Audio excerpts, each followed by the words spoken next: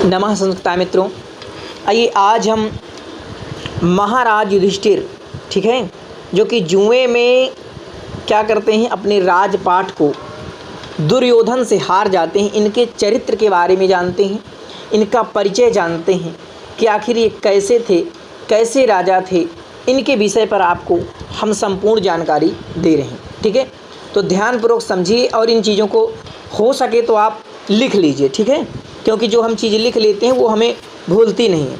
इसलिए मैं यहाँ पर टाइप करके आपको ले आया हूँ, और जो लाल कलर से किया हूँ ये थोड़ा आपको ज़्यादा हाईलाइट किया हूँ ताकि आप इन्हें लिख लें, समझ जाएं क्या कैसे हैं, कुछ शेडिंग है, ठीक है।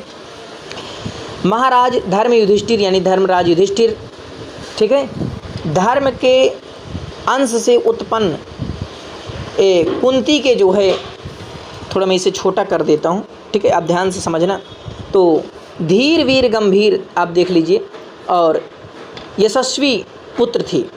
और कहीं टाइपिंग में अगर आपको मिस्टेक लगे तो मुझे बता भी देना, ठीक है, क्योंकि बाकी मैं अच्छे से एक बार चेक कर लिया हूँ और लिख लिया हूँ, ठीक है। क्योंकि टाइपिंग में आप हिंदी में थोड़ा दिक्कत हो जाती, कहीं जैसे युधिष्ठिर तो सही लिखा हुआ ना। तो पुत्र थे युधिष्ठिर, पांडु के पुत्र और 5 पांडवों में से सबसे बड़े भाई थे। अज्ञात शत्रु यानी नीति निपुण एवं विनयशील थे। उनमें जो है मानवीय करुणा थी। युधिष्ठिर धर्मराज के ये जो है पुत्र थे। किसके थे? तो धर्मराज के पुत्र थे। वे जो है सत्यवादिता, धार्मिकता, आचरण, ये शब्द हैं, इनको आपको जैसे जो बीए के स्टूडेंट हैं उन्हें लिखना पड़ेगा। तो आप भाई इन्हें लिखेंगे ऐसे, सत्यवादिता, धार्मिक आचरण के लिए विख्यात हैं। वे हस्तिनापुर के राजा हैं महाराज युधिष्ठिर, जहां 36 वर्षों तक धर्मपूर्वक जो है शासन करते हैं। वे एक आदर्श सम्राट थे।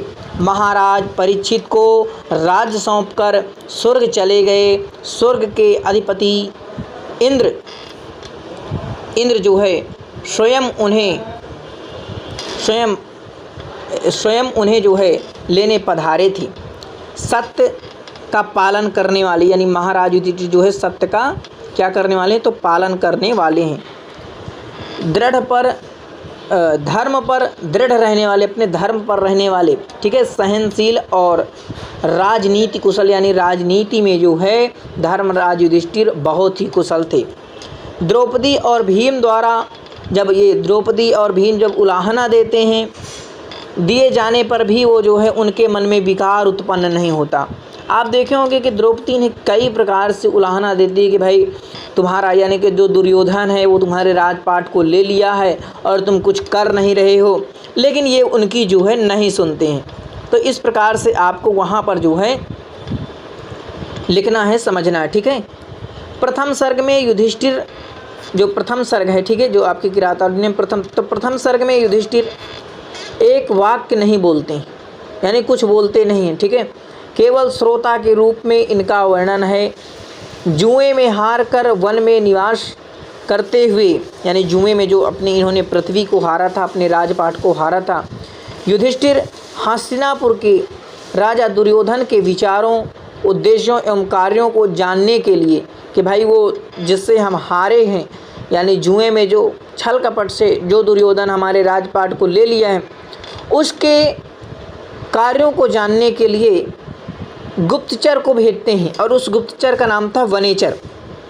तो वनेचर को भेजते हैं कि भाई जाओ तुम वहाँ से जो है जानकारी लेकर आओ, कैसे जो है वह दुर्योधन राजपाट को चला रहा है, यह जानकारी लेकर तुम हमें बताओ, ठीक है।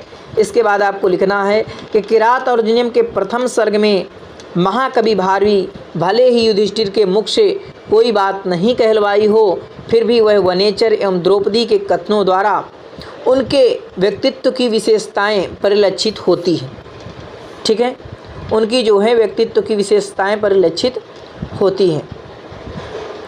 आगे देखते हैं, थोड़ा मैं इसे जूम कर देता हूँ। देखिए, भारवी ने 5 पांडवों के ज्येष्ठ भ्राता यानी सबसे बड़े जो है यानी युधिष्ठिर ही थे।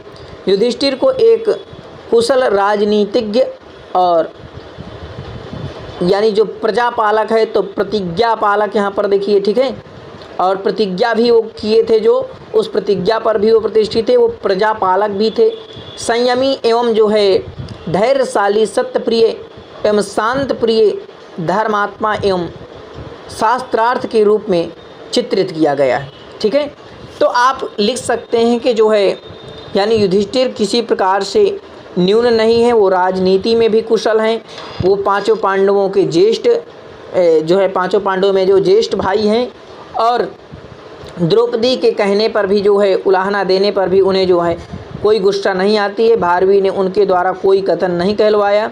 इस प्रकार से आप जो है वहाँ पर नोट करके लिख सकते हैं। ठीक है, नमः संस्कृता मित्रों।